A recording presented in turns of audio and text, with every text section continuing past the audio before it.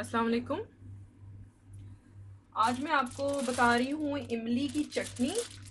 और ये चटनी आप बहुत सारी चीज़ों में इस्तेमाल कर सकते हैं, जैसे कि गोलगप्पा यानी कि पानी पूरी होता है, या पुचका भी उसको बोलते हैं। और आप दही भल्ले में यूज़ कर सकते हैं, दही फुल्की में यूज़ कर सकते हैं, लड्डू पीठी के साथ यूज़ कर सकते हैं, लिटिल बिट वेरिएशन के साथ, जो कि मैं आपको इंशाल्लाह नेक्स्ट अपनी आने वाली रेसिपीज़ में दिखाऊंगी कि थोड़ा सा इसको ऑल्टर करेंगे और हम कैसे मुख्तलिफ किस्म की जो हैं चटनियों का फ़ायदा उठा सकेंगे एक ही चटनी से। अच्छा, मैं यहाँ आपको दिखाऊं कि जैसा कि आपको पता है, अगर आप इंडिया पाकिस्तान की तरफ से देख रहे हैं तो वहाँ आलू बुखारा का साइज़ और वो दूसरा होता है, और खुबानी का भी अंदाज़ दूसरा होता है। यहाँ पे जो अवेलेबल थी वो मैंने रात को भिगो दी थी। मैंने यहाँ जो रेशो रखा है वो रखा है 125 grams of dry apricot, 125 grams of dry plum. Okay, ये सीडलेस हैं, बोथ सीडलेस हैं। मैंने ओवरनाइट इसको सोक किया था। और जो मेरी इमली थी उसका भी मैं बता दूं, ये 250 ग्राम्स है, यानी कि 250 grams both of them and equals to tamarind 250 gram. इसको मैंने सोक किया था, इसको भी साथ सुबह को मैंने अच्छी तरह से मसल के सारा इसका जो सीड्स थे वो इसको निकाल दिए। सीडलेस है और ये पल्प है। अब मैं इसके साथ इसको मिक्स कर रही हूँ। ये दोनों मैंने ओवरनाइट यानी कि रात भर भिगोए थे, कम से कम 8 घंटे। ठीक है, अब मैं यहाँ पे इसको फ्लेम को मैं थोड़ा सा मैंने लो किया हुआ था, मैं इसको मीडियम लो कर रही हूँ। और अब मैंने ये इसका सिरप सारा जो मैंने बनाया था, पल्प था, टमरिंड पल्प था, ये मैं ऐड कर रही हूँ, इमली का गूदा। ठीक है, अब इसको हमने कुक करने रखना है। और ये मैं टाइम आपको लास्ट में ही बता सकूंगी एग्जैक्ट कि किस वक्त रेडी होती है, कितना देर पकी है, क्योंकि चीज़ें भीगी हुई थी तो ये ज़रा जल्दी कुक हो जाएगा और लास्ट में हमने इसको ब्लेंड करना है। ठीक है, तो जो इसमें चीज़ों का रेशो जाएगा वो मैं आपको बताती हूँ। इसमें chaat masala to the test और half tea spoon right now मैं डाल रही हूँ, बाद में मैं एडजस्ट करूँगी टेस्ट को। ठीक है, उसके साथ जाएगा काला नमक, black salt, about quarter teaspoon. After that I will taste and adjust. ठीक है, क्वार्टर टी स्पून मैंने ये डाल दिया है, बाद में हम चेक कर लेंगे। अच्छा, ये मैंने दोनों चीज़ें डाली हैं। इसमें मैं साल्ट भी ऐड कर देती हूँ, half tea spoon, quarter tea spoon.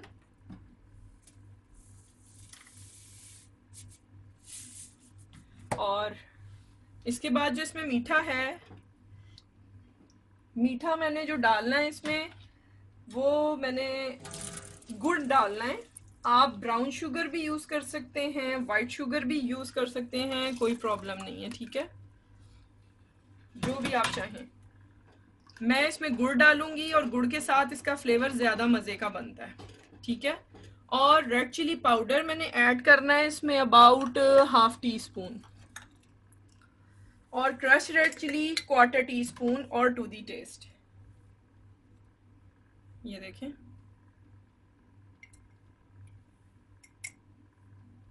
बाद में हम इसको सारे को टेस्ट करके और कम ज़्यादा इसको देख लेंगे। अभी मैंने सब चीज़ें कम रखी हैं।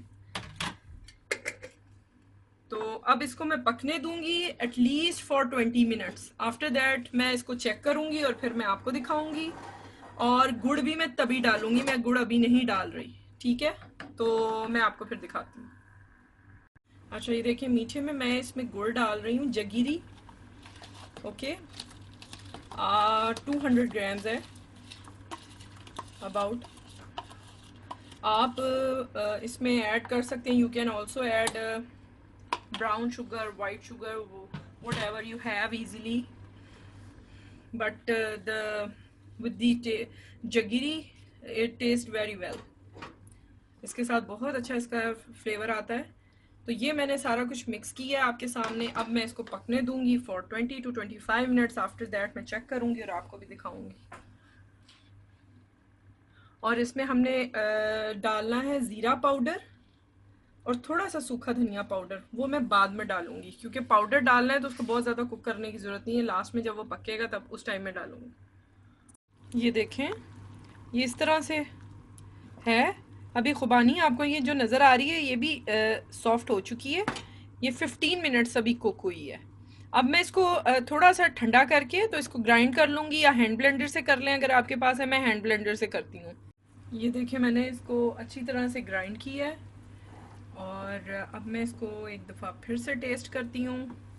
और उससे पहले मैं ये बता दूँ कि यहाँ मैं डाल रही हूँ half teaspoon cumin seed powder roasted, half tea quarter teaspoon coriander seed powder, और ये है तकरीबन quarter to half teaspoon of crushed red chili, ठीक है, और टू दी टेस्ट, ठीक है।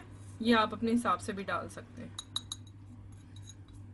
ये आपने इसमें ऐड कर दी हैं, और अब हम इसको देखेंगे कि इसका फ्लेवर कैसा है। यहाँ पे थोड़ा सा इसको पकने के बाद मैं चेक करती हूँ विद इन अ मिनट।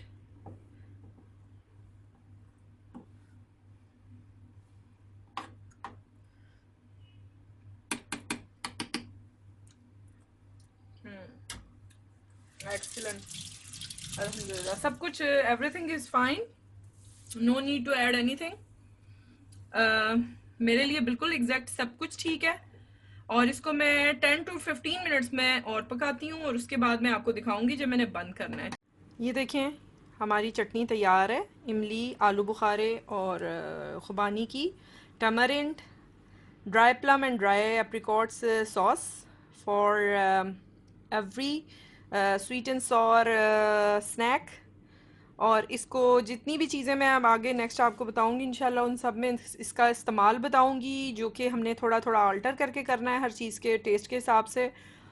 इसको ज़रूर ट्राई कीजिएगा, ये आपकी ऑल इन वन चटनी है, ये सॉस आपकी ऑल इन वन होगी और इंशाल्लाह आपको बहुत पसंद आएगी, और अपने इंग्रेडिएंट को आप टू दी टेस्ट रख सकते हैं, ठीक है। इसकी कंसिस्टेंसी मैंने इसलिए इस तरह से ज़रा सी रखी है, ड्रॉपी सी, कि ये जब ठंडी होती है तो फिर ये थोड़ी सी थिक हो जाएगी।